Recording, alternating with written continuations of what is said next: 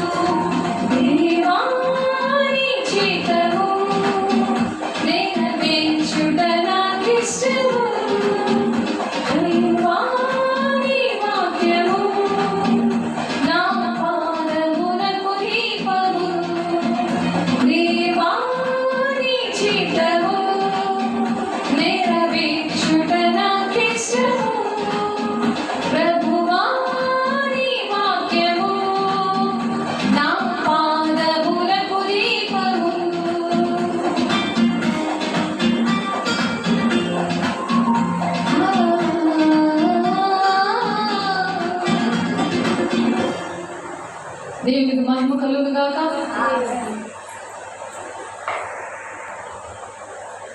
ఈరోజు సంఘ స్థాపనకి 3 క్రియలు ఉన్నాయి. సంఘాన్ని స్థాపించాలంటే దేవుడు ఆదిమ సంఘము బోధ అనేది నేర్పించారు. మరి మలాకీ గ్రంథం నుంచి యేసు వచ్చే దినాల వరకు కూడా, బాప్తిస్మం ఇచ్చే యోహాను దినాల వరకు కూడా సైలెంట్ దినాలు. దేవుడు మాట్లాడలేదు. ఆదాము పాపం చేసిన తర్వాత ఆజ్ఞాతిక్రమమే పాపం. నేనేం పాపం చేశాను అనుకుంటాను.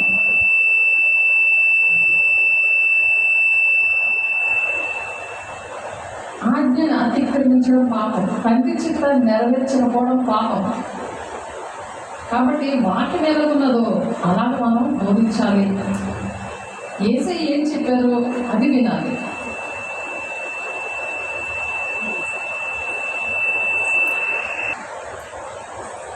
ప్రతి తరంలో కూడా దేవుడు ఒక్కొక్క ప్రవక్తని తీసుకొచ్చారు. ఒక్కొక్క ప్రవక్తని ఏదమ్మా అర్థమవుతుందా? దేవుడితో మాట్లాడడానికి. ఎందుకంటే పరిశుద్ధంగా ఉన్న జీవితము, దేవుడితో మాట్లాడే జీవితము, ఆ తిరవద్దన్న పండు తిని పోగొట్టుకున్నాడు దేవుడితో సహవాసం. తను చేసిన తప్పుకి మానవాళ్ళందరూ కూడా రక్షణ కోల్పోయారు. అది ఆజ్ఞ అన్నమాట. నువ్వు ఇక్కడంతా చక్కగా ఇవంతా దేవుని రాజ్యములాగా, పరలోకములాగా దేవుడితో మాట్లాడుతూ ముఖాముఖిగా దేవుడు కూర్చొని మాట్లాడే అనుభవం ఉంది. విడుదల వచ్చేసింది. ఎలాగా? ఆజ్ఞను అతిక్రమించినందువల్ల, చెప్పిన మాట వెళ్ళలేనందువల్ల. మనుషులకి అంత కోపం వచ్చినప్పుడు మరి దేవుడు పరిశుద్ధుడు కదా, తండ్రి చిత్తాన్ని నెరవేర్చడానికి దేవుడు యుగగాలు కూడా దేవుడు పిల్లలతో ఉండాలని ఒక ఆశ, ఒక ప్రణాళిక, ఒక వాగ్దానం, ఒక నిబంధన అనేది పోయింది అక్కడ. అక్కడి నుండి ఆ పాపం వల్ల దేవుడు అక్కడ ఉండలేడు. ఆయన పరిశుద్ధుడు కాబట్టి మనుషులు కూడా, మనము కూడా దేవుడి మాట వినకపోతే ఆ మనిషిలోకి అనారోగ్యాలు, దరిద్రము, ఆర్థిక ఇబ్బందులు ఇవన్నీ ఎందుకు వస్తాయంటే దేవుడి మాట వినలేనందుకు దేవుడు వెళ్ళిపోతాడు. ఆ దేహం అనే దేవుని ఆలయంలో నుంచి దేవుడు వెళ్ళిపోతాడు. దేవుడి మాట అప్పుడు కూడా నువ్వు వినకపోతే ఉండలేడు. ఎందుకంటే ఆయన పరిశుద్ధుడు. నువ్వు కూడా అలా పరిశుద్ధంగా ఉండాలి.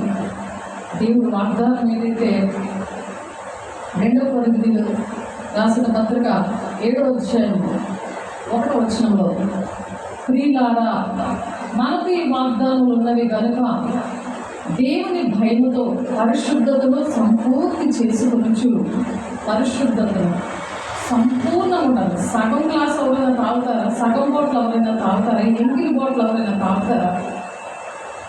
ఎందుకంటే ఆయన పరిశుద్ధుడు. దేవుడు వాగ్దానం ఇచ్చారంటే ఆయన పరిశుద్ధాత్మతో నింపబడిన దేవుని బిడ్డలతోనే ఉంటాడు. ఆయన సగం లోకము, సగం దేవుడు. నేను దేవుళ్ళలోనే ఉన్నానులే, దేవుడు నమ్ముకున్నానులే అనుకొని ప్రతి ఆలోచన కూడా కాపుదల ఉండాలని ఫిలిప్పీలు 4వ అధ్యాయం 7వ వచనంలో ఉంది. కాపుదల దేవుడు పెడతాడు. ఎప్పుడు కూడా దేవుళ్ళు ఆనందించినప్పుడు, దేవుని పాట వింటున్నా మనకు ఆనందం వేస్తుంది, దేవుని వాక్యం వింటున్నా ఆనందం వేస్తుంది. కానీ ఇంటిలో వెళ్తే ఎలా ఉంటుంది? ఎందుకంటే వాళ్ళు దేవుని మాట వినలేని వాళ్ళ దగ్గర ఉండలేము. కాబట్టి ఈ దేవుడు ఏ మాట చెప్తున్నారు? కొరింథీయులకు రాసిన పత్రికలో కొరింథీయులకి పౌలు గారు చెప్తున్నారు ఈ మాట. ప్రియులారా అని చెప్తున్నాడు. ఎంతో ప్రేమించి సేవకులు చెప్తారు మీతోటి, మీరు బాగుండాలని. ఒక ప్రసవ వేదనతో వాక్యము ప్రిపేర్ అవ్వాలంటే, ఒక ప్రసవ వేదనతో ఒక పరీక్ష రాసినట్టే. డెలివరీ అయిపోతే ఎంత హాయిగా ఉంటుంది బాడీ కదా. పరీక్ష అయిపోతే, పరీక్ష అవ్వకుండా ఉంటే టెన్షన్ ఎలా ఉంటుందో అలా ఉంటుందో నాకు.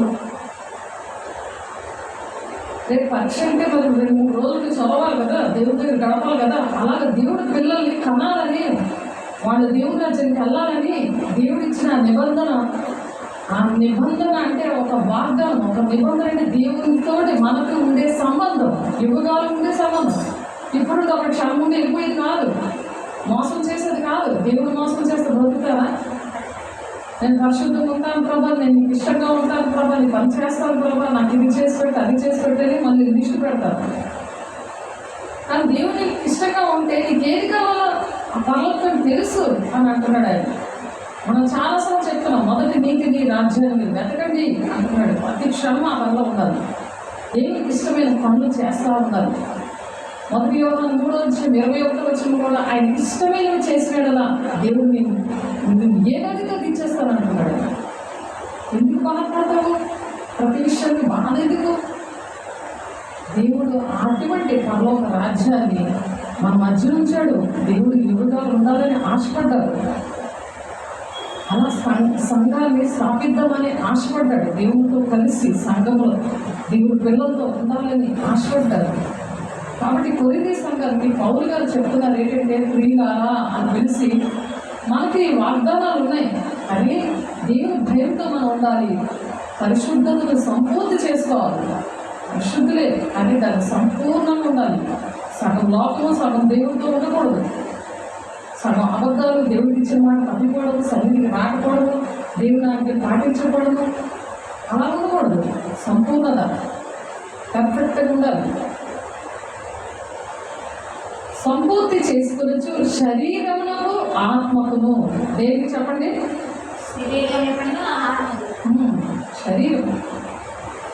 శరీరం మురిగ్గా ఉంటే దేవుడికి నచ్చుతారా? వేసే వస్తారా? వాళ్ళకి మీ దగ్గరికి వస్తారా? మీకు టచ్ చేస్తారా? శరీరము దేవుని ఆలయంగా ఉండాలి. నువ్వు ఏ మాట్లాడుతున్నావు, ఏ తలంపులు వస్తున్నాయో, దేవుడికి ఇష్టం లేని తలంపులు అన్నీ కూడా ఒప్పుకోవాలి. ప్రతిదీ కూడా అనుక్షరం కూడా చేతులెత్తి దేవుడి దగ్గర ప్రమాణం చేయాలి. మా 10వ ఏముంది? ఏలైనగా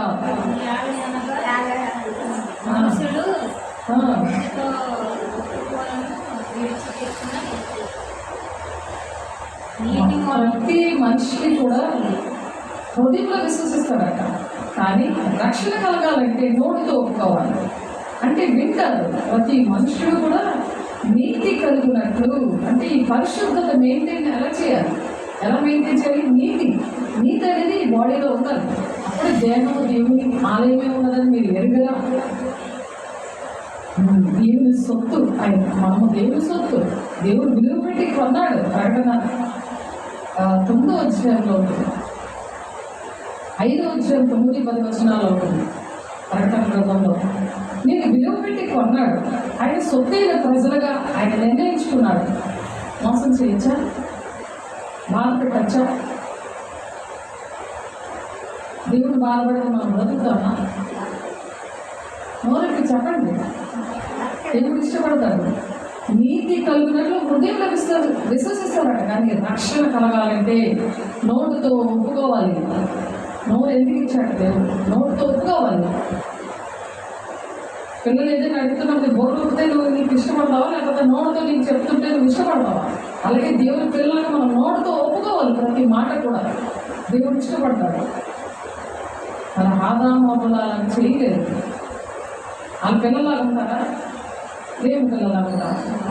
ఏసీ పిల్లల్లాగా ఉంటే ఏసీ ఏ మాటలు చెప్తున్నారో అదే బైబిల్లో ప్రతిదీ కూడా కంఠస్థ రావాలి. అది కంఠస్థ వస్తే నడిపిస్తుంది. ఆ వాక్యం నడిచేస్తుంది. ఎంతమంది అయితే నా వలన నడిపించబడతారో వాళ్ళే నా కుమారులు, నా కుమార్తెలు అంటున్నాడు దేవుడు అంత గట్టిగా. అమ్మో దేవుని బిడ్డలు కాలేదేమో, నేను దేవునికి గాయపరిచానేమో అని దేవుని దగ్గర మనము ఆ విధంగా పశ్చాత్తాపడాలి. ప్రియులారా, మనకి ఈ వాగ్దానాలు ఉన్నవి కనుక దేవుని భయముతో పరిశుద్ధులను సంపూర్తి చేసుకొనుచు శరీరమునకు ఆత్మకు కలిగిన సమస్త కల్మషము నుండి మనలను పవిత్రులుగా చేసుకుందుము. ఎప్పుడైతే పవిత్రంగా ఉంటారో అప్పుడే యేసయ్య వాళ్ళతో ఉంటారు. పవిత్రత అనేది పరిశుద్ధాత్మతో నింపబడిన బిడ్డలు. దేవుని ఆత్మ దేవుని సంగతులకే అర్థమవుతాయి. దేవుని విషయాలు వాటికే అర్థమవుతాయి. అంటే వాక్యము మనల్ని నడిపిస్తుంది. మన పాదాలకు దీపం అని పాడుకున్నాం. ఎప్పుడు నడిపిస్తుంది అంటే ఆ వాక్యము పరిశుద్ధంగా ఉన్నప్పుడే వాక్యం అర్థమవుతుంది, అది గుర్తుంటుంది, అది నడిపిస్తుంది. అందుకందా కాబట్టి సంఘము స్థాపించబడడానికి ప్రతి తరంలో కూడా దేవుడు ఒక్కొక్క ప్రవక్తని పంపిస్తూ ఉన్నాడు, దేవుని యొక్క దూతని పంపిస్తూ ఉన్నాడు, దేవుని సేవకుల్ని పంపిస్తూ ఉన్నాడు. ఇప్పుడు 1:7 ఉంటుంది దేవుని దూతల సేవకుల కోసం. కాబట్టి వాళ్ళు పంపించినప్పుడు మరి దేవుడు మాట వినలేదు. వినకపోతే ఆ సైలెంట్ దినాల్లో దేవుడు మాట్లాడలేదప్పుడు దేవుడు మాట్లాడకపోతే అనేకమైన డినామినేషన్లు వచ్చేసాయి, అనేకమైన బోధలు వచ్చేసాయి. అవి ఏదో పరీక్షించుకోండి మీరు అని చెప్పి అనేకమైన మాటలు మనం చూసాం. అర్థమైందా? అనేకమైన మాటలు మనం చూసాం. 1 తిమోతి 4:1 అయితే కడవరి దినముల్లో కొందరు అబద్ధికులు వేషధారణ వల్ల మోసపరచు ఆత్మల యందును దెయ్యముల బోధల యందును లక్ష్యముంచి విశ్వాస భ్రష్టులగుదురని ఆత్మ తేటగా చెప్పుచున్నాడు. విశ్వాస భ్రష్టులు అయిపోతారు. దెయ్యముల బోధ బయలుదేరింది. అంచె దినాలు వేషధారణ వల్ల మోసపరచు ఆత్మలు ఉన్నాయి. జనాలు కావాలి, వాళ్ళకి గట్టిగా అరుసుకొని మాట్లాడాలి, చెప్పాలి. వేషధారణ ఆయన మాటలు వేషధారణగా మోసపుచ్చే ఆత్మ వాళ్ళు ఉన్నప్పుడు క్రియలుండవు, ఓన్లీ మాటలే. ఇది కడవర దినాలు. అబద్ధికుల వేషధారణ మోసపుచ్చే ఆత్మలు ఏముంటాయట, దెయ్యముల బోధ ఉంటుందట. వాటి మీద లక్ష్యం పెడుతుంటారు. జనాలు చూసి పరిగెత్తి పారిపోతున్నారు. జనాలు కావాలి, కానీ అక్కడ దేవుడు ఉన్నాడా లేదా అది తెలియదు. దేవుడు ఉన్నాడా లేదని ఎవరికి తెలుస్తుంది? పరిశుద్ధాత్మ పొందుకున్న వాళ్ళకి తెలుస్తుంది. అందుకే ఆత్మ లేనివాడు నావాడు కాదు అంటున్నా ఇలా దూరిపోయి దెయ్యాల బోధ గట్టిగా చేస్తుంటే ఎలా ఉండాలి చెప్పండి? దేవుడు అందుకే నేడు జీవము మరణము ఆశీర్వాదము శాపము నేను నీ ఎదుట ఉంచి భూమి ఆకాశంలో మీ మీద సాక్షులుగా పిలుస్తున్నాను అంటాడు. మనుషులు అందుకే పిలవట్లేదు, భూమి ఆకాశాన్ని పిలుస్తున్నాడు. దేవుడి మాట వింటే ఆశీర్వాదం, వినకపోతే శాపం. నువ్వు శాపమే తెచ్చుకుంటున్నావు. అప్పులు చేసి సేవ చేసిన భక్తిహీనుడు అప్పు చేసి తీర్చుకుంటున్నాను, ఫలించదు. భక్తి అనేది లేనప్పుడు ఫలం అనేది ఉండదు. అది దేవుడికి ఇష్టం కాదు. కాబట్టి దేవుడు ఏం చెప్తున్నారు? ప్రార్థన అనేది అవసరం. ఆ ప్రార్థన అనేది ఉన్నప్పుడు దేవుడు ప్రతి విషయంలో కూడా ఈ ఆదిమ సంఘ బోధ అనేది నేర్పిస్తాడు. అనేకమైన బోధనల నుంచి దేవుడు విడిపించి తీసుకొస్తాడు. దేవుడికి ఇష్టంగా నడిపించడానికి ఇష్టపడతాడు. తండ్రి చిత్తాన్ని ఎవరైతే నెరవేరుస్తారో వాళ్ళే దేవుడి రాజ్యానికి వెళ్తారో. నుండి వాక్యం మాత్రం 7:21 ప్రభా అని పిలిచేవాడు దేవుడి రాజ్యానికి వెళ్ళడు. తండ్రి చిత్తాన్ని నెరవేర్చాలి. మనం ఇష్టంగా చెయ్యాలి. కానీ ఎవరో మనుషులు చెప్తున్నారు కాదు, దేవుడు చెప్పింది ఏంటి అనేది మనం సరి చేసుకోవాలి. కాబట్టి దాని విషయంలో సంఘ స్థాపన అనేది కేఫా అనే పేతురుతో మాట్లాడతాడు. నువ్వు నా సంఘాన్ని కడతావు అనేసి పేతురు చెప్తాడు. పని అందరూ చేసేది కాదు, అందరూ బయలుదేరేది కాదు. దేవుని యొక్క మాట పట్టుకొని ఒక దర్శనం నిలుపుకొని చేయవలసింది. ఆ సంఘ స్థాపనకి మొదట ప్రార్థన అవసరము, 2 సువార్తీకరణ అవసరము, 3 సహవాసం అవసరం. ఈ 3 ప్రక్రియల ద్వారా సంఘ స్థాపన ప్రారంభిస్తారన్నమాట. దేవుడు ప్రారంభించాడు. దేవుడు ఎలా ప్రారంభించారు అలా ప్రారంభించాలి. కానీ ఎన్ని డబ్బులు పెట్టి ఎంతమంది జనాలు వచ్చినా దేవుని రాజ్యానికి వెళ్ళదు. అపోస్తుల బోధ చేయకుండా, దేవుడు ఏం చెప్పారో అది వినకుండా, మనుషులు కల్పించిన పద్ధతులు అవే దైవోపదేశాలని నన్ను వ్యర్థంగా మీరు ఆరాధిస్తున్నారు, మీరు పెదవులతో నన్ను కనపరుస్తున్నారు, కానీ మీ హృదయం నాకు దూరంగా ఉంది అంటున్నాడు. ఆయన పాటలు పాడినా, ఎంత పెద్ద వైర్ పెట్టుకొని ఎన్ని మైకులు పెట్టి పాటలు పాడినా అది హృదయంతో రాకుండా, ఆత్మతో సత్యంతో ఆరాధించకుండా, సత్యవాక్యం అనేది సరిగా ఉపదేశించకుండా, దేవుడు ఏం చెప్తున్నారు అని పక్కన పెట్టి సొంత బోధ ఇవే దేవుడు ఉపదేశించారు. మనుషులు కల్పించిన పద్ధతులు ఇవి కూడా దేవుడు చెప్పిన కాదు. అది మార్పు 7వ వచనంలో మొత్తం 15వ వచనంలో ఉంది అన్నమాట. కాబట్టి ప్రార్థన ఆ వాక్యం పట్టుకొని చేయాలి. దేవుడు మొదటి ఆ మేడగది అనుభవం అనేది దేవుడు నేర్పించారు. మత్తయి సువార్త 6వ అధ్యాయము పరలోక ప్రార్థన ద్వారా కష్టత స్టార్ట్ చేశారు. మత్తయి సువార్త 6వ అధ్యాయము వినాలి. మత్తయి సువార్త 6వ అధ్యాయము 9 నుండి 15 వచనాల పరలోక ప్రార్థన ఉంది. విద్య లేని కామలను పిలుచుకున్నాడు దేవుడు. నాకు విద్య రాదు అని ఎవరు బాధపడేదానికి లేదు. దేవుడికి అసాధ్యమైనది ఏదీ లేదు. నువ్వు నమ్మితే చాలా అద్భుత కార్యాలు చేస్తానని మార్కు 16:17 చెప్తున్నాడు దేవుడు. సూచక్రియలు చేస్తానని.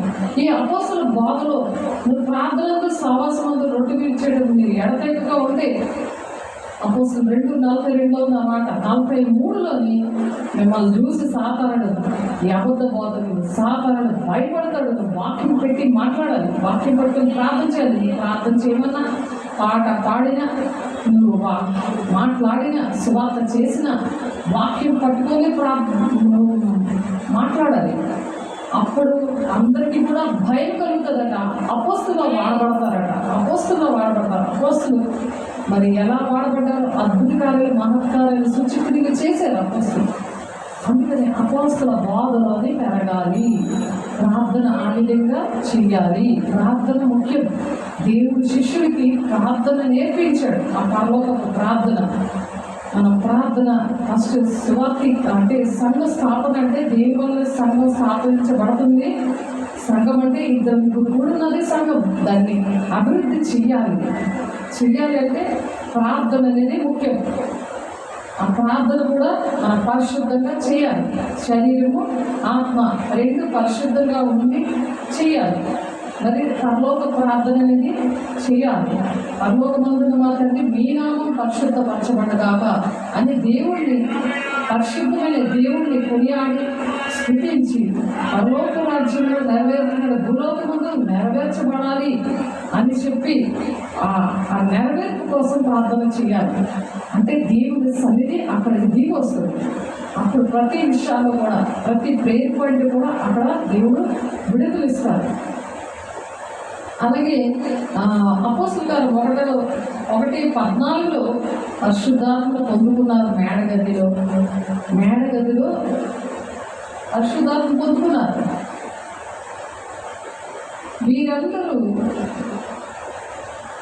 వీరితో కూడా కొందరు స్త్రీలను యేసు తల్లి అయిన మరియయు ఆయన సహోదరులను ఏక మనసుతో ఎడతెగక ప్రార్థన చేసేది. సంఘంలో ఏం చేయాలి? ఏక మనసుతో ఎడతెగక ప్రార్థన చేయాలి. ఎడతెగక అంటే ఎప్పుడు కూడా 24 hours కూడా ప్రార్థన జరగాలి సంఘంలో. దేవుడు ఏర్పరిచిన సంఘం. మన సంఘం ఏంటి? దేవుడు ఏర్పాటు చేశారా లేదా? ఎడతెగక ప్రార్థన చేయమంటున్నారు. ఆ కాలం నుండి ఇంచుమించు 120 మంది సహోదరులు కూడి ఉండగా పేతురు వారి మధ్య నిలిచి ఇట్లనెను, సహోదరులారా, యేసును పట్టుకున్న వారితో త్రోవ చూపున యూదాను గూర్చి పరిశుద్ధాత్మ దావీదు ద్వారా పూర్వం పలికిన లేఖనము నెరవేరవలసి ఉండెను. అతడు మనలో ఒకటిగా ఎంచబడిన వాడే ఈ పరిచర్యలో పాల్పొందెను. ఈ పరిచర్యలో సాతానుగాడు కూడా పాల్పొందాడు, యేసు శిష్యుడిగా ఉండి కూడా. ఎందుకంటే అందరినీ ప్రేమించాలి అనే విషయము ఈ మాట ద్వారా దేవుడు మనకు బయలుపరుస్తున్నారు. ఎందుకు సాతాను ఎందుకు, వీడెందుకు మన మధ్యన అని అనలేదు వేసాడు. నీ శత్రువులను ప్రేమించు, హింసించే వారి కోసం నువ్వు ప్రార్థన చేయి అని చెప్పారు. అందుకని మాట్లాడుతున్నారు. ఈ యూదా ద్రోహం వల్ల సంపాదించిన రోకల నుంచి ఒక పొలం కొనిన అతని తల పిందులుగా పడి నడిమికి బద్దలైనందున అతని పేగులని బయటికి వచ్చాను. అతను చేసిన దేవుడు ఎంతగా ప్రేమించాడో కానీ వాడి ఫలం వాడు పొందుకున్నాడు. వినలేదు. ఇప్పుడు కొంతమంది సంఘంలో వింటున్నారు, కొంతమంది వినట్లేదు. వాళ్ళు వినట్లేదే వాళ్ళ వైపు తిరిగి చూడకూడదు, దేవుడి వైపు తిరిగి చూడాలి. సేవకుల మీద ఏం చెప్తున్నారు వాళ్ళ మీద తిరిగి చూడాలి. ఆ దుష్టుడి కోసం ప్రార్థన చేశారు, అందరూ కూడా బాధపడ్డారు. కానీ వాడి పరిస్థితి ఏదైతే పేగులు బయటకు వచ్చేసేయాలి, తలకుందులే చచ్చిపోయాడు పశ్చాత్తాపంతో. ఈ సంగతి యెరూషలేములో కాపురమున్న వారందరికీ తెలియవచ్చిన కనుక వారి భాషలో ఆ పొలముకు అకెల్దమా అనబడి ఉన్నది, దానికి రక్తభూమి అని అర్థము. ఇందుకు ప్రమాణంగా అతని ఇల్లు పాడైపోవునుగాక. చూసారా, దేవుడి ఇల్లు పాడు చేస్తే ఏంటయింది? వాడి ఇల్లు పాడైపోయింది. ఆ పొలం కన్నాడు, దేవుడిని అమ్మేశాడు 30 వెండి నాణాలకి.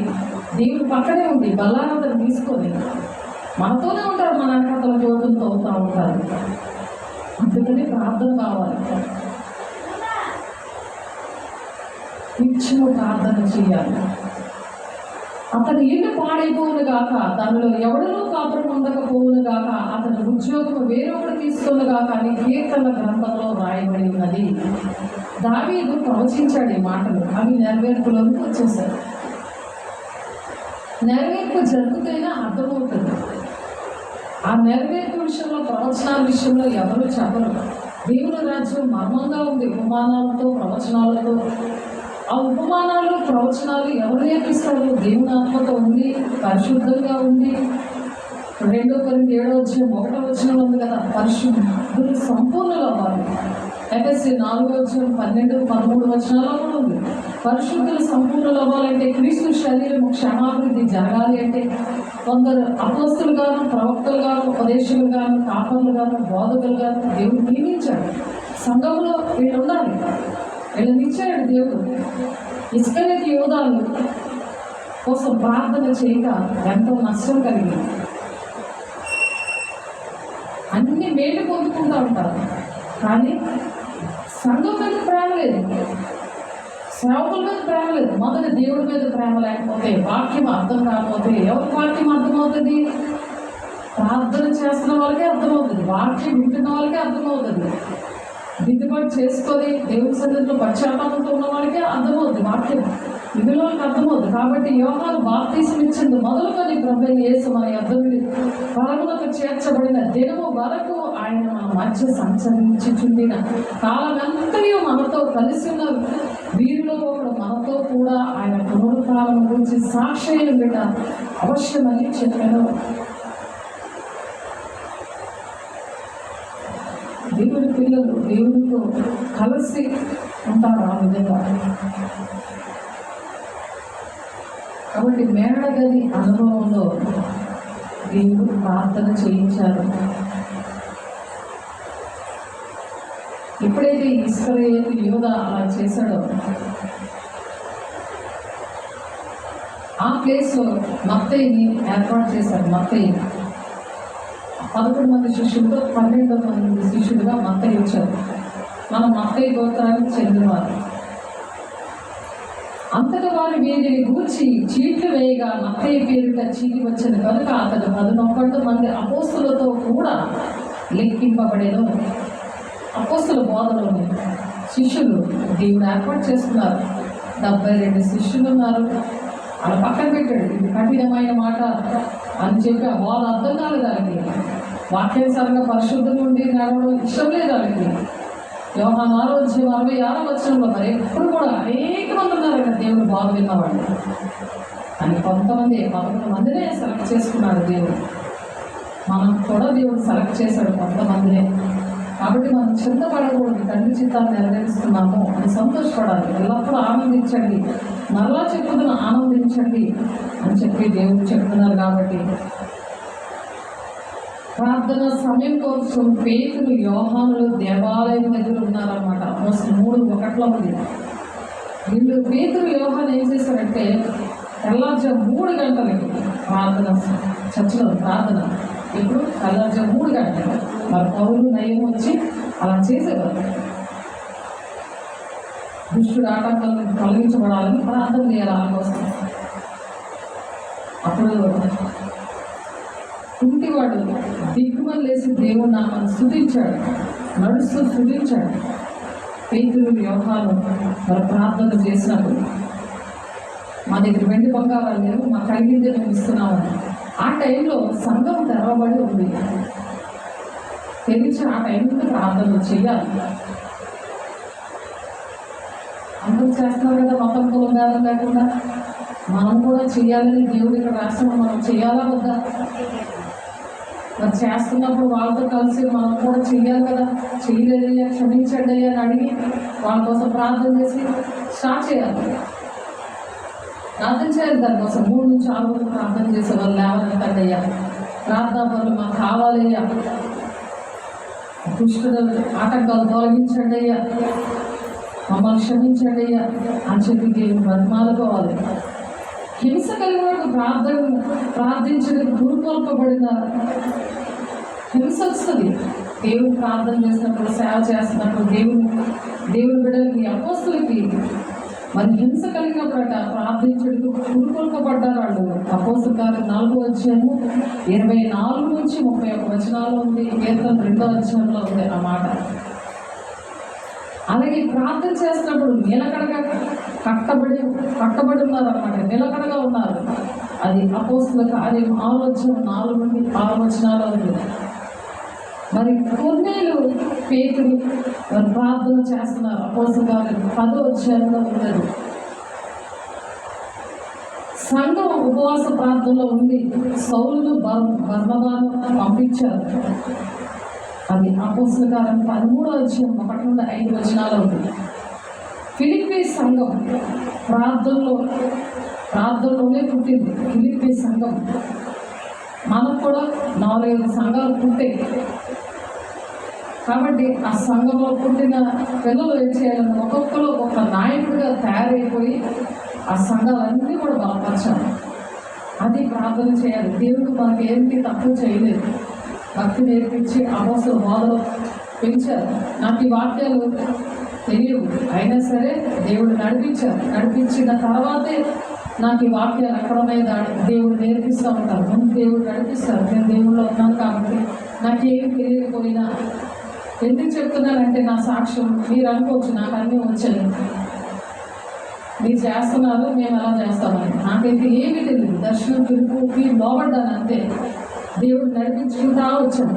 తర్వాత ఇదిగో ఈ వాక్యాలు అన్నీ నాకు ఇదిగో ఇలాగా అపోస్తుల బోధలో ఈ విధంగా ఇలాంటి ప్లేసుల్లో ఇలా హింస వచ్చినప్పుడు, ఇలా శిష్యులు ఎలా పనిచేసినప్పుడు ఇలా జరిగింది అని వివరంగా దేవుడు మాట్లాడుతున్నారు. మనం ఆ వివరణ తీసుకొని మనం తండ్రి చిత్తాన్ని నెరవేరుస్తున్నాము. మనం దేవుడికి ఇష్టంగా మనం పని చేస్తున్నాము. తండ్రిని సంతోషపెట్టినప్పుడు మనకి ఏది కావాలంటే దేవుడు ఇస్తాడు. ఒక ధైర్యం, ఆయన పరాక్రమశాలుడు, ఆయన మనకున్నాడని ఒక ధైర్యం వస్తుంది. ఆ వాక్యమే బ్రతికిస్తుంది అన్నది వాక్యం. మనం బ్రతికిస్తుంది ఏంటి? దేవుడే. ఆ వాక్యమే దేవుడే ఉన్నాడు. కాబట్టి దేవుడి పిల్లలతో మనం కూడా వాక్యం కలిగి ఉండాలి. ఆ వాక్యం నేర్చుకుని మనం ధైర్యంగా ఉండాలి. లేకపోతే సాధారణ మనుషుల దూరి పొంగదీస్తాడు. మరి ఆ ఇల్లు పాడైపోయిందా? పొంగదీసినందుకు, దేవుడి ఇల్లుని పాడు చేసినందుకు, దేవుడు ప్రణాళికను పాడు చేసినందుకు ఇల్లు పాడైపోయిందనేసి మనం యోధాల గురించి మనం విన్నాం కదా. కాబట్టి దుష్టుల వైపు చూడకూడదు, మనుషుల వైపు మాటలు వినకూడదు. మనం పోరాడినది దురాత్మల సమూహంతో పోరాడుతున్నాం అన్నది ఎఫెసీలో 6వ అధ్యాయం 12, 13, 14 వచనాల్లో ఏంటుంది? మనం పోరాడేది మనుషులతో కాదు, దురాత్మల సమూహంతో పోరాడుతున్నాం. కాబట్టి సత్యం అనే దట్టి ఉండాలి, నీతి అనే మైమరుపు ఉండాలి, రక్షణ అనే శిరస్నానం అంటే హెల్మెట్ ఉండాలి, వాక్యం అనే ఖడ్గం ఉండాలి, విశ్వాసం అనే డాల్ ఉండాలి, స్వార్థ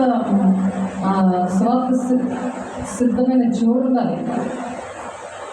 ఇంకా స్వార్థకి సిద్ధమైన జోడు, స్వార్థకి సిద్ధపడి ఉండాలి. అశుద్ధం ఉందని దేవుడు వాడుకుంటారు, సిద్ధంగా ఉన్న వల్ల వాడుకుంటాడు. ఇవి సర్వంగా కవచాలు ధరించుకొని ఉండాలి. దురాత్మల మనం పోరాడినది దురాత్మల సమూహముతో పోరాడుతున్నాం. కాబట్టి ఏంటి ఉండాలి? సర్వాంగ కవచం ఉండాలి, సత్యం అనే దట్టి ఉండాలి. సోల్జర్ తెలుసు కదా, సోల్జర్ అంటే అలా ఉండాలి. సైతాన్తో ఎప్పుడు యుద్ధం చేయడానికి అలా సోల్జర్గా ఉండి సమాధాన సువార్త వల్లైనా సిద్ధ మనసు అనే జోడు ఉండాలి. అందరితో సమాధానం ఉండాలి. ఏసేయాలి ఉన్నారు. వేసే నిత్యము ప్రార్థన చేశారు. అరణ్యానికి వెళ్ళిపోయి రాత్రంతా ప్రార్థన చేశారు. ఉదయమంతా సమాజ మందిరంలో నుండి బోధ చేశారు. అద్భుత కార్యాలు, మహత్కారాలు, సూచనలు చేశారు.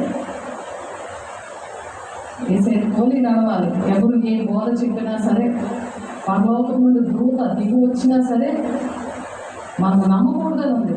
అలా బోధ చేసిన శాపగ్రస్తులను ఉంది వాక్యం. అలాంటివి వినకూడదు. మరి ఫిలిప్పీ సంఘము ప్రార్థనలోనే పుట్టిందన్నమాట. మేము కూడా ఎక్కువ ప్రార్థనే, యూత్ ఫ్యామిలీతో మేడగా ధనంతో ఎక్కువ ప్రార్థన దేవుని విషయాలు, దేవుని పిల్లలు కుటుంబాలను రక్షించడం, మరి అద్భుతకాలను మహత్కారాలు సూచిక్రియలు దేవుడు చేయించారు. పిల్లల ద్వారా చేయించారు, శిష్యుల ద్వారా చేయించారు. అపోస్తులు ఆ మేడగద అనుభవంలో పరిశుద్ధాత్మను పొందుకొని మరి భాషలతో మాట్లాడడం, ఆత్మీయ నేత్రాలతో చూడడం, ప్రవచించడం, ఇవన్నీ కూడా యవ్వనులు దర్శనాలు చూస్తారు, వృద్ధులు కలలుగంట, మీ కుమార్తెలు ప్రవచిస్తారు అని యోవేలు 2:28 ప్రవచించాడు. అది నెరవేర్పుగా అపోస్తులు 2:17 జరిగింది. అలా సంఘం ప్రార్థనతో పుట్టిన తర్వాత హోల్ నైట్ చేయడానికి మరి ఇంట్లో పని తీసుకెళ్ళిపోయేవారు.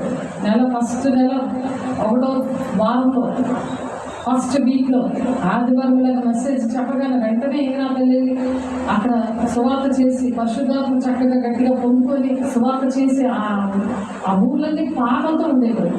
అవి ఇప్పుడు పెద్ద బిల్డింగ్ అయిపోయింది.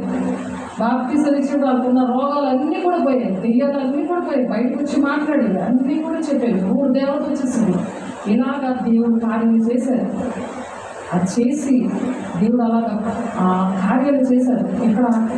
ఇక్కడ వాక్యంలో కూడా ఉంది. మనం చేస్తున్నవి వాక్యంలో ఉన్నాయా లేదా, యేసయ్య ఇవన్నీ శిష్యులతో చేశాడా లేదా, ఇవి మనం పోల్చుకోవాలి. ఇవి తన చిత్తానికి నెరవేర్చడం నాకు ఇష్టం అని మనం చెప్పగలం. చెప్తున్నామా? నాకు ఇష్టమని ఇష్టంగా చేయించాడు దేవుడు. అవన్నీ కూడా అర్థం బట్టి దేవుని నామ స్తోత్రం. హల్లెలూయా. కాబట్టి అపోస్తుల కాలం ఎక్కడుందంటే అన్నమాట, అపోస్తుల కాలం 13వ అధ్యాయంలో ఉన్నది ఈ మాటలన్నీ కూడా. 13వ వచనంలో, 14వ వచనంలో, 15వ వచనంలో, 18, 25, 31 వచనాలు ఉన్నాయి. దేవుడు చేయించారు. ఆ సంఘం పుట్టిన తర్వాత ఫిలిప్పు సంఘం ప్రార్థనలు పుట్టిన తర్వాత పౌలు ద్వారా దేవుడు చేయించారు. అలాగే అపోస్తులైన పౌలులాగా దేవుడు వాడుకుంటున్నారు. 2వ పాయింట్, ఫస్ట్ పాయింట్ ఏంటి? సంఘానికి సంఘ స్థాపన. సంఘము దేవుడు ఆదిమ సంఘాన్ని స్థాపించాడు. మనల్ని వైజాగ్ నుండి విజయనగరం తీసుకుని వచ్చి స్థాపించిన తర్వాత సువార్తీకరణ బృందంగా పంపించి సంఘాలను స్థాపించాడు. బృందంగా వెళ్ళేవారు. అందరూ కూడా ఒక బ్యాచ్గా వెళ్ళేవారు. పరిశుద్ధాత్మ పొందుకోవడం బ్యాచ్గా ఫస్ట్ అలా నేర్పించి తర్వాత వాళ్ళంతటా వాళ్ళే వెళ్ళిపోయేవారు. వాళ్ళంతటా వాళ్ళే ఏ గృహంలో వెళ్ళినా ఆ చెడులైనా చీకట్లైనా పారిపోయేది. ఆ బంధకాలు మీరు కూడా ఇక్కడ వేశారు. తెలుసుదా? నేను లేనప్పుడు, నేను అందుబాటులో లేనప్పుడు దేవుడు చేయించాడు. ఎందుకంటే దేవుడు జ్ఞాపకం చేస్తున్నారు. ఇంకా అలాగా అటువంటి పరిస్థితులు ఇప్పుడు ఇంకా కంటిన్యూ అవ్వాలి, ఇంకా బాగా మనం చెయ్యాలి. అది దేవుడు ఇష్టంగా చేయమంటారు. దానికోసం ప్రార్థన అనేది ఆ విధంగా చేయాలి. సువార్తీకరణ బృందంగా పంపించి సంఘాలను స్థాపించడం చేశారు. అపోస్తుల పద్ధతి అన్నమాట అది. యేసు ప్రభు ఏం చేశారు? 12 మంది శిష్యులు పంపించినప్పుడు 72 మందిని జతలుగా పంపించాడు. ఇద్దరిద్దరు పంపించాడు దేవుడు. తెలుసా? అలాగా ఇద్దరిద్దరుగా వెళ్ళాలి. మళ్ళీ మత్తయి సువార్త 10వ అధ్యాయంలో, లూకా సువార్త 10వ అధ్యాయంలో ఎలా సువార్త చేయాలి? సువార్తీకరణ. 1 ప్రార్థన చేయడము, 2 సువార్తీకరణ, తర్వాత సహవాసం, 3 సంఘ స్థాపన ప్రారంభం చేసినప్పుడు దేవుడు ఇచ్చింది అన్నమాట. అలాగా వాక్య ప్రకారం మనం వెళ్ళాలి. ప్రతిదీ వాక్యంలో ఉందా లేదా అని చూసుకుంటేనే తండ్రి చిత్తాన్ని నెరవేర్చిన వాళ్ళు దేవుడి రాజ్యంలో ఉంటారు. లేకపోతే అక్రమం చేయవారు ఉండి మీరు ఎవరు నాకు తెలియదు అంటాడు. ఆ లిస్టులోకి వెళ్ళకూడదు. మనం వెళ్ళకూడదు, ఇంకొకరు వెళ్ళనివ్వకూడదు. వాళ్ళకి ప్రేమగా బోధించాలి, మనము చేసి చూపించాలి. శాస్త్రులు పరిశీలన ఏం చేస్తారు? చెప్తారు, ఈ వాక్యం అంతా చెప్తారు, అని చెయ్యరు. నమ్మ చెయ్యాలి. ఆడ ఏసైనా చంపేది. మనం ఏసైనా బాహాటంగా మనం సిలువేయకూడదు. అనుక్షణము ఏసైని చంపకూడదు, ఆయన హింసించకూడదు, ఆయన దుఃఖపెట్టకూడదు. ఈ యుగమందరిలో రాబోయే యుగమందేను పాపక్షాపం లేదు అని ఉందా? ಮತ್ತೆ 12వ అధ్యాయంలో 31వ వచనంలో హెబ్రీయులకు రాసిన పత్రికలో ఉంది. కాబట్టి అలా వేసి గుర్తు పెట్టకూడదు. వాక్య ప్రకారమే నడవాలి. ఎవరో చెప్తున్నారు కదా, వాళ్ళు మనుషుల్లో ఎవరున్నారు? దురాత్మల సమూహం మనుషులో ఉంటుంది. ఆ సమూహము ఆరాధన చేస్తుంది, వాక్యము చెప్తుంది, పాటలు పాడతాయి, అద్భుత కార్యాలు చేస్తాయి. మొదటి దశలోని పత్రిక మరి 2వ అధ్యాయంలో 4వ వచనంలో ఉంది, 9వ వచనంలో ఉంది, 12వ వచనంలో ఉంది. వాళ్ళకి అనుకూలం కాని కట్టడలకు నేను అప్పచెప్పేస్తున్నాను, వాళ్ళు అద్భుత కార్యాలు చేస్తారు, వారికి మోసపుచ్చే ఆత్మకు నేను అప్పచెప్పేశాను. దేవుడే అప్పచెప్పేశాడు. వినట్లేదు వాళ్ళు. అది చక్కగా ప్రాక్టికల్గా దేవుడు చేసి చూపించారు కదా, బోధించారు, ప్రాక్టికల్గా అన్ని చేసి చూపించారు. మీరు నన్ను పోలు నడవండి, మీరు నాకన్నా మీరు గొప్ప కార్యాలు చేస్తారు అని యోహాను 14వ అధ్యాయంలో 12వ వచనంలో దేవుడు నాకన్నా మీరు గొప్ప కార్యాలు చేస్తారు. ఎందుకంటే పిల్లలుగా మీరు నాకన్నా బాగుండాలని నేను ఎలా కష్టపడుతున్నాను మీకోసం. దేవుడు కూడా నన్ను మిమ్మల్ని ఆయనకన్నా గొప్ప కార్యం చేయాలని అంతగా ప్రేమిస్తుంటే, అంత చక్కగా నేర్పిస్తుంటే, మన దేవుడు మనతో ఉన్నాడనేసి మరి భయపడకుండా చేయాలి కదా. ఎన్ని కష్టాలు వచ్చినా, ఎన్ని నష్టాలు వచ్చినా దేవుడు నాతో ఉన్నాడు అని మాట్లాడుతున్నాను. ఆ పాట వింటూ బలం పొందుతున్నాను నేను నిన్న. అప్పుడు దేవుడి మాటలు మాట్లాడారు. ఒక ప్రసవ వేదన అన్నమాట. పిల్లలు కనాలంటే, దేవుడి మాటలు పిల్లలకి చెప్పాలంటే ఒక ప్రసవేదన ఉంటుంది. అలాగే రావాలి. అటువంటి ప్రార్థన ఉండాలి, అటువంటి సావాసం ఉండాలి, అటువంటి సువార్థీకరణలు చేయాలి. దేవుడి పిల్లలు పాడైపోతున్నారు. దేవుడు నాకు నేర్పించాడు, నేను ఎంతమందికి చెప్పాను ఈ విషయాలు, ఎంతమందికి దేవుడి రాజ్యాన్ని తీసుకెళ్తున్నాను. అనేక మందిని పాఠాలు నోరు తెరిచి అది తీసుకుంటుంది, అది లోపలేసేసుకుంటుంది, తెరిచి ఆ పాదాలు నోరు తెరిచి మింగేస్తుంది. ప్రతి క్షణానికి వేల కోట్ల మంది మనం చేయి పట్టుకొని లాగాలన్నమాట. అటువంటి ప్రసవ వేదన కలిగి పిల్లలు కనండి, అప్పుడు శత్రువుల నుండి మిమ్మల్ని విడిపిస్తాను అంటున్నారు. మీకా 4:10 ఎన్ని తగ్గించారు కానీ చెయ్యట్లేదు. ఇశ్రాయేలు యోధానికి దేవుడు ఇచ్చాడు, దేవుడు రాజ్యాన్ని కట్టడానికి. మరి వాడు చేయకపోతే అడిగి పాడైపోయిందా? అలా చేతులారా ఇల్లు నువ్వు పాడు చేసుకుంటావని అర్థం అవట్లేదు. మరి మిగిలిన దేవుడికి సహకరించారు కదా 11 మంది, ఇంకొక 12 బిడ్డలు కూడా దేవుడు ఇచ్చారు కదా. మత్తయి ఆ శిష్యులు సెలెక్ట్ చేసుకున్నారు, ప్రతిష్ఠిస్తాడు దేవుడు. మరి మూర్ఖులకి ఈ తరం వారికి వేరే ఉండమని చెప్తున్నారు వాళ్ళు. అలా పరిశుద్ధంగా ఉంటే తండ్రి చెప్పాలని నెరవేర్చగలరు. ఉంటేనే చేయలేదు. ప్రపంచం అంతటినీ కూడా శిష్యులుగా చేసుకోవచ్చు కదా ఏసయ్య. ఎందుకు అలా ప్రత్యేకించాడు ఆయన? అలా చాలు పట్టే జాలలు కాదు, మీరు ఇప్పుడు మనుషులు పట్టే జాలలుగా మిమ్మల్ని చేస్తున్నాను అని ఎందుకు అలా ప్రత్యేకించారు దేవుడు? అలా మనం ప్రత్యేకంగా ఉండాలి, అలా సువార్థీకరణ చేయాలి.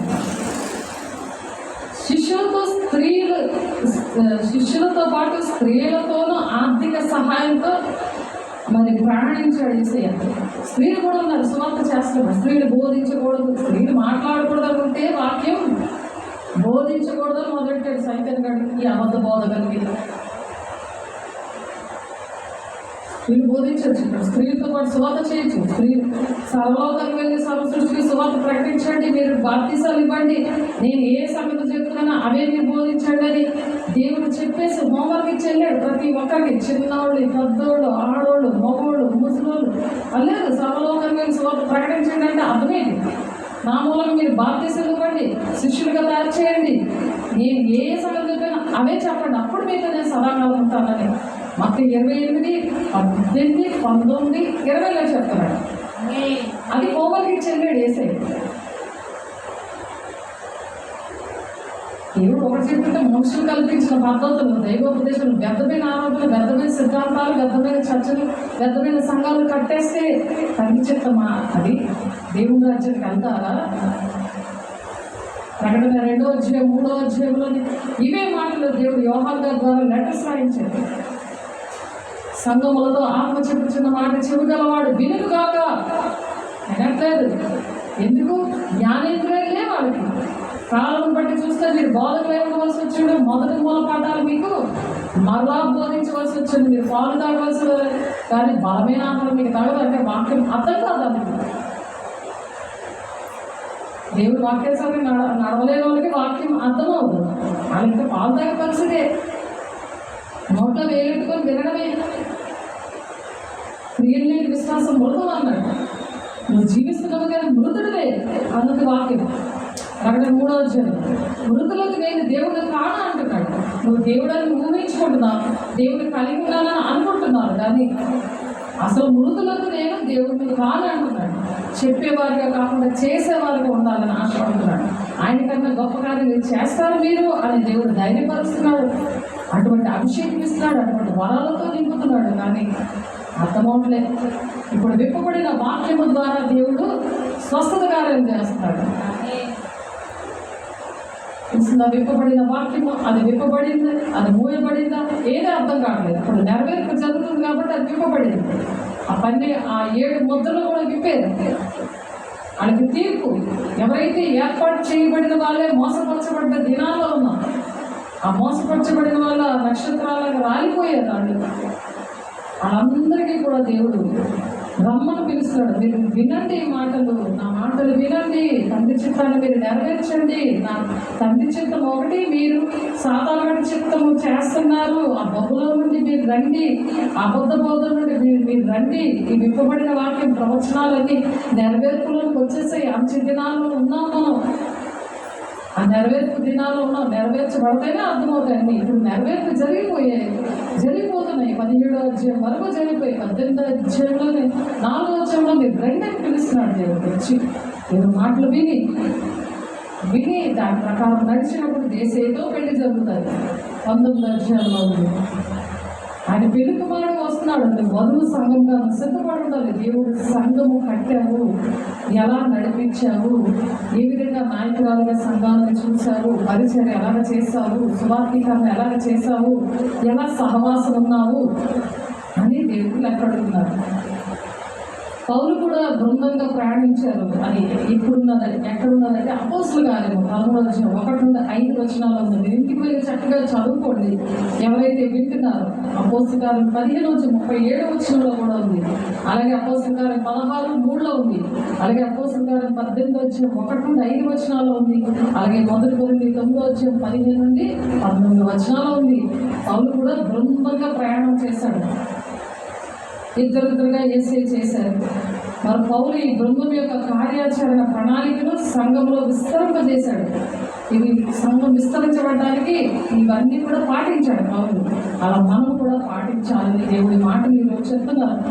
ఆ విషయాలన్నీ కూడా పౌలు ఎలాగైతే ఆ కార్యం చేసి, ఆ క్రియలు చేసి సంఘాన్ని విస్తరించాడో, విస్తరింపచేశాడో అవి అపోస్తుల కార్యం 11వ అధ్యాయం 30వ వచనంలో ఉంది, 14వ అధ్యాయం 23వ వచనంలో ఉంది, 15వ వచనం 2-23వ వచనం వరకు ఉంది.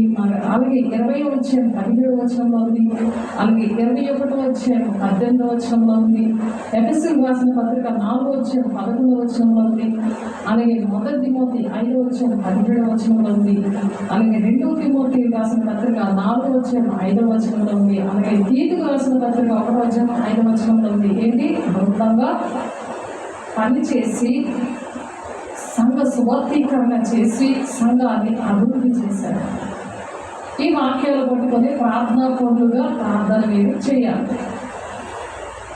అర్థమైందా? 2 తిమోతికి రాసిన పత్రిక 4:5, తీతుకు రాసిన పత్రిక 1:5 ఇవి పట్టుకొని, ఈ వాక్యాలు పట్టుకొని మనం ప్రార్థన చేయాలి. రోజు కూడా కంపల్సరీ పెట్టుకోవాలి.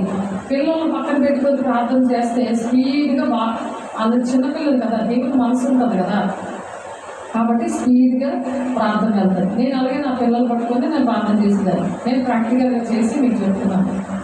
తెలిసిన సహవాసం. 3వదిగా ఏంటి? సహవాసం. దీనికి గ్రీకు పదం ఏంటంటే, సహవాసం అంటే ఏంటి? వర్షిప్ చేయడం. అందరితో ఒక వర్షిప్ అంటే కలిసి ఒక ప్రేమతో. ఇవన్నీ ఒక కుటుంబంగా చెప్పుకొని అన్నమాట. సంఘం అంటే ఒక కుటుంబం, దేవుని కుటుంబం. అది గ్రీకు పదం ఏంటంటే కొయినోనియా అనే గ్రీకు పదం నుండి వచ్చింది సహవాసం అనేది. ఇందులో 2 ఉన్నాయి. ఒకటి ప్రేమ, 2 దేవుడికి లెక్కప్ప చెప్పాలి. ప్రేమ కలిగి ఉండాలి, ప్రతి విషయంలో కూడా దేవుడికి లెక్కప్ప చెప్పాలి. 2 విషయాలు ఉన్నాయి సహవాసంలో. ఏంటంటే వ్యక్తిగా ఈ సంఘ సహవాసంలో ఇంకా 4 ఉన్నాయి, 4 పాటలు ఉన్నాయి. ఏంటంటే ఒకటి వ్యక్తిగతంగా ప్రేమించాలి, అంటే ఒకరు బాగోలేదనుకో ఆ దగ్గరికి వెళ్ళాలి వ్యక్తిగతంగా, నువ్వు ఎందుకన్నా నీకేం జరిగింది అని సహవాసం అంటే చెప్తున్నాను. వాళ్ళకి బాగోలేదనుకో వాళ్ళకి వెళ్ళి ప్రార్థన చేయాలి, వాళ్ళకి ఏదైనా సహాయం చేయాలనుకో ఆర్థికంగా, శారీరకంగా, ఆత్మీయంగా ప్రార్థన ఇవన్నీ చేయాలి. ఇది ప్రేమ.